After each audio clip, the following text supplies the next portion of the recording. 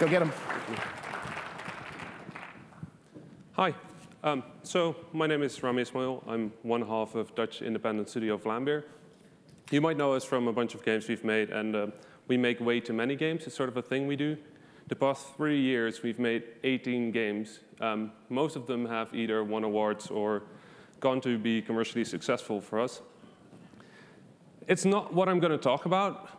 What I want to talk about is the things that empowered us to do that and the way those developments in the industry help indie developers everywhere. So this whole talk sort of spurred from a quote I read from robotic expert Rodney Brooks, who said in 1979, "We've always thought of our brains in terms of our latest technology. At one point, our brains were steam engines. When I was a kid, they were telephone switching networks. Then they became digital computers, then massively parallel digital computers. And probably out there now, there are kids' books who say, our brain is the World Wide Web. We probably haven't gotten it right yet."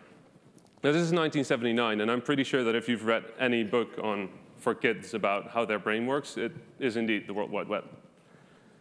So to take a step back, I'm Rami Ismail. I do the business side of Vlambeer. I do the marketing. I do programming and development. This is my fellow Vlambeer. This is JW. He does the game design. He comes up with the ideas. This is all of Vlambeer. We're 2 people. And like I said, in the past 3 years, we've made quite a few games. The first game we ever made was called Radical Fishing. They made a game called Super Crate Box. We worked on a Serious Sam game because the people that made Serious Sam thought that would be fun to have us do a spin-off game. And then we started doing our own IPs. We started making games for Steam. We started making games for other platforms. And this is how we started. This is how everything started. And things started back in 2010. They started back in 2010 with me having made games in mostly something called Dark Basic, which was this weird tool that allowed people to make 3D games easily. And JW had made a lot of games in this tool called Game Maker. And both of us, had fun making video games, so we decided, why not do something useful with our lives? We're going to make video games. That sort of ended up with us going to university. I am not a university type of guy, I'll admit. I'm not really good with that type of authority. So me and JW both had a pretty good idea of what we were doing. We had a pretty good idea of where we wanted to go. And here was university telling us that we needed to do this and that and write a paper and do this and make this game and do that. And we were just like, we don't want to do this. We just want to go make video games. So me and JW didn't really like each other. But the one thing that unites people, even if they hate each other, is if they hate something else more. In our case, that was our school. So that worked out perfectly. We dropped out of school, and that was an instant success. We ate these for about 3 months of our life. They're pretty good.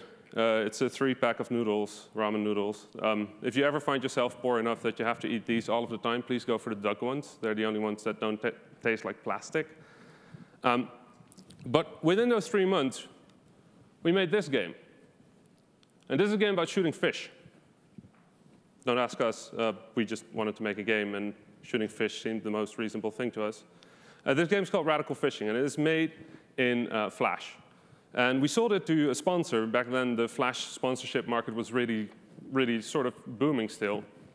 So we got $10,001 for this game after a lot of negotiations, which was great because we could turn this game into this game. This is Super Crate Box, and this is the first time anybody ever paid attention to us, beyond Luke Plunkett at Kotaku, who wrote about Radical Fishing once. He said that Radical Fishing was the best thing this side of Sega Bass Fishing, which is a great compliment, I think. Super Crate Box got us nominated for the Independence Game Festival Award. And if you haven't eaten anything nice for 3 months, getting to go to San Francisco and be a VIP at this award and getting chic food, and we didn't know that chic food means that you get a big plate with food this size, right? We thought we were going to get a good meal, but we didn't. But suddenly we were known. Suddenly people knew about us. Suddenly people had seen Vlambeer. Super Crate Box is a game about let's say explosions. And we figured out we were kind of good at that, so we just made more games about explosions. This is a game that looks like Doom, that plays a bit like Quake, and that is set to a Venusian hip-hop soundtrack. Because we thought that a game about a hip-hop producer on Venus would be a cool idea. And then slowly but certainly, people started to know about us. And our story started to come out, and this was like 2 guys from the Netherlands making video games and not really giving a damn about anything that happens. So for some reason, people thought it would be a good idea to put us on stage and talk about stuff. So we got better at that. Then we made more games about explosions, and then we started going to conventions. One of the things that I've been doing in the past few years is I helped out with establishing the Indie Mega Booth, which is one of the largest exhibitors of PAX right now, and is going to be back for PAX East this year. And from there, it sort of all grew really, really quickly. We started working with a guy from New York, Zach Gage, to make this game, Ridiculous Fishing, which is another game about shooting fish, but we thought it might be fun to bring that to mobile because, hell knows, people want to play games about shooting fish on their mobile phone. And then something bad happened. That was the first time anything bad happened. I mean, we were 2 guys making games. Everything was perfect. Everything was awesome. We were making games, having fun, earning money. We could do this thing forever. And then somebody thought, you know what, that's a pretty fun idea. We'll just copy it and release it. So that was depressing. That was really depressing. And the clone made a good amount of money. And we decided that instead of shutting up about it and just making games, we would try and take a stand. So we went to every member of the press that we could possibly find, and we started talking about this. And we started to talk about this at the Game Developer's Choice, at the Game Developer Conference. We started to talk about this at every conference we could find, with every member of the press we could find, in the hopes of at least starting a discussion about cloning. So suddenly, we were even more known. And all these things happened without specific intent. We were just going and trying to make games and make things better for every other indie developer that we could help out. So we released Ridiculous Fishing, and that did pretty well. And we're still working on Luftrauses. But by this point, we were a studio of 2 guys, licensed, working closely, collaborating with all major platforms. We were talking with pretty much all major platforms. We were talking with conventions. We were trying to help organize, sustain, nurture this independent gaming scene. Then this happened, which was cool and unexpected, but sort of amazing.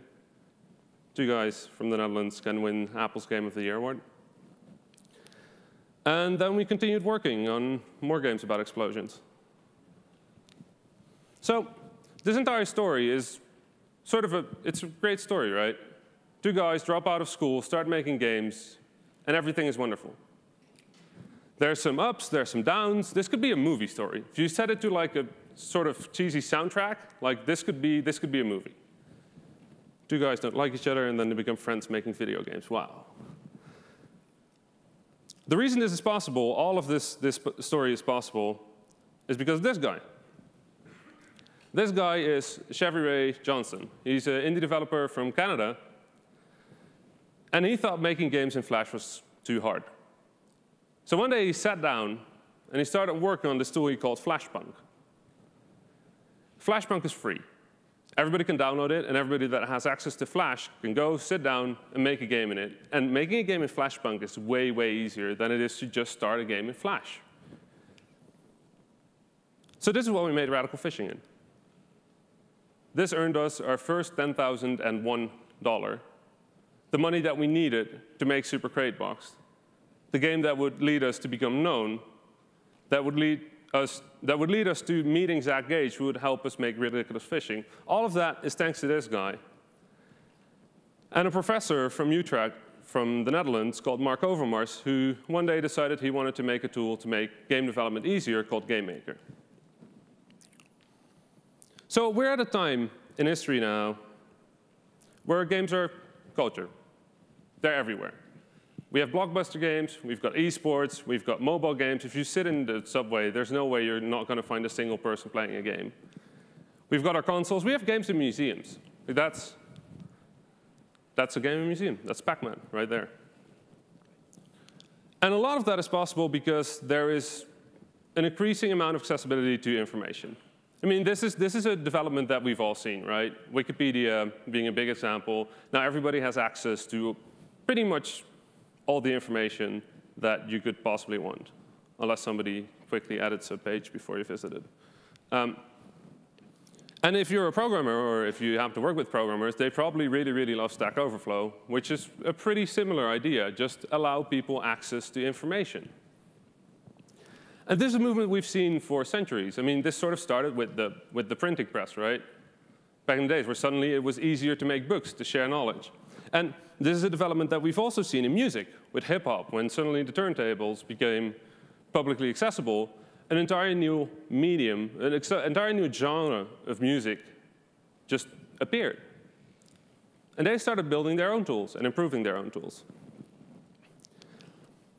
We have the same thing happening in the games industry. We have easier access to hardware. This is the Kano. It's a $100 computer that you can build on your own, which is cool because not only do you get to learn how to build a computer, you also get to program on it. It's actually made to encourage people. It's made to encourage people to program. But also initiatives like Microsoft making every Xbox One a potential dev kit, which is, again, making things more accessible for anybody that wants to make a game that has access to that. Cheaper computers, stuff like that. We're also doing it in funding. Kickstarter is a great example. Kickstarter is open to everybody. If you want to make a project, you can make a project and go from there. And just looking at the last year, the Banner Saga was funded through Kickstarter, kind of a big deal. Republic was funded through Kickstarter, big deal. Double Fine Adventure, Hyper Light Drifter. There's a whole bunch of indie games made by relatively small teams that are funded through Kickstarter or Indiegogo.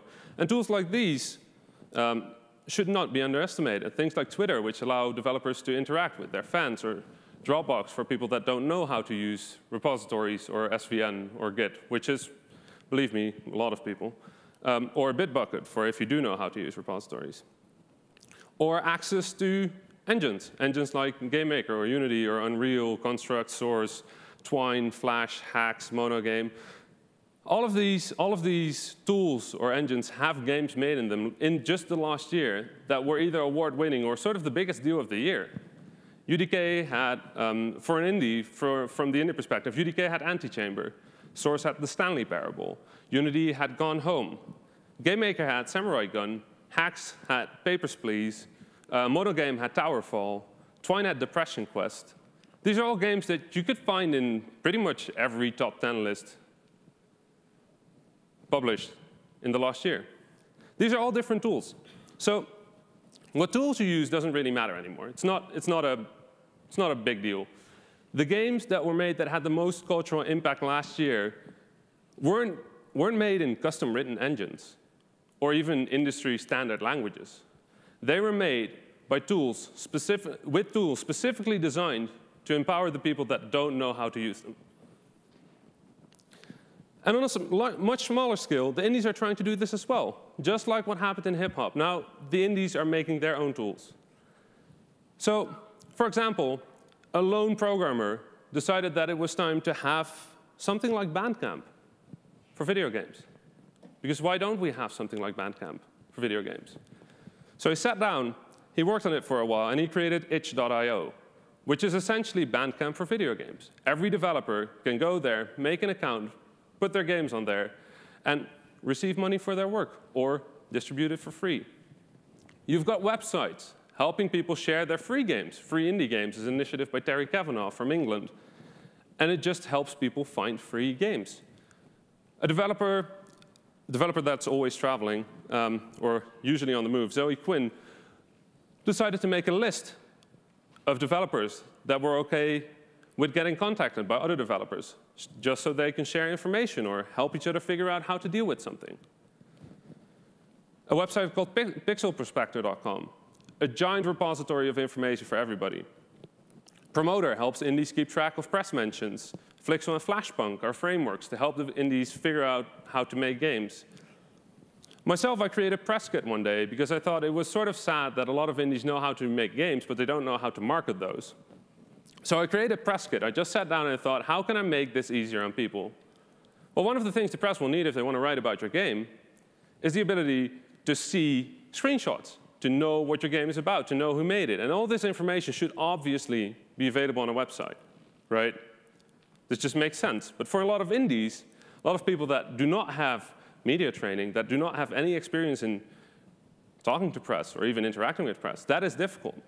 So I sat down and I created PressKit.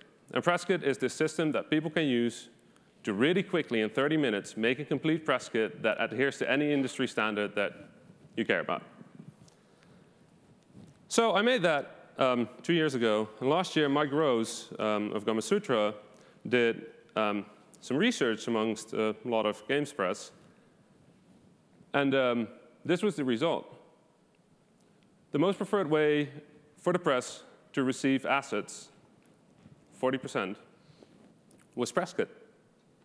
This was a research under the 16 people that all worked in the press at several websites, larger, smaller, things like that. This is a tool made by me because I thought it should exist. There was no bigger plan. There is no monetization structure. There's just the idea that if there are more people making games, that's great. Democratization is a good thing by default. It is always a good thing. It's how our medium started in the first place. Suddenly, computers were accessible enough for a scientist with 20,000 math degrees and PhDs to make Pong. And then things became more accessible and more accessible until at some point we were all here in this room. And the things that change the landscape of gaming the fastest, the things with the biggest impact, are the things that make games more accessible and the development of games more accessible to everybody. Things like mobile, where suddenly everybody can play games on a device that they already own anyway. And developers can make games for that platform because that is the dev kit. And the more diversity we have in games, the more perspectives we have in games, the more people we'll be able to reach, the more people will get interested in gaming. And this development is happening regardless of whether we support it or not. Whether we want it or not, games are becoming more open. Technology is getting more powerful. Things are getting more accessible. This is happening. So there are two things we can do. Either we can ignore that, just sit there, and let things wash over us. Or we can support it. We can help make this medium more accessible to everybody. So we build our living on the knowledge and tools that other people build. At Vlambeer, we intend to use whatever we achieve to help other people do the same. And everybody should be able to make games. I mean, it's never going to be as easy as taking a photo, right? Because games are infinitely more complex. They're infinitely more intricate. They contain more data. But we can do our best to make making games as simple as making a photo, as simple as pressing a button. And the tinkerers of today are just as likely to be the thinkers of today are likely to be the developers of the future. And the indie scene is built equal parts of people that have never made a game before, the tinkerers, and people that have years of experience in AAA or in other sectors of the industry. There's no telling whether the next big game is going to come from the people with experience, or from the people that are new. And if you're here today, it is likely that making games defines your life in some way. We create. We sculpt. Games are ours. This is our medium. We owe it our best effort to make it as diverse and as rich as possible. And we can't do that alone. Thank you.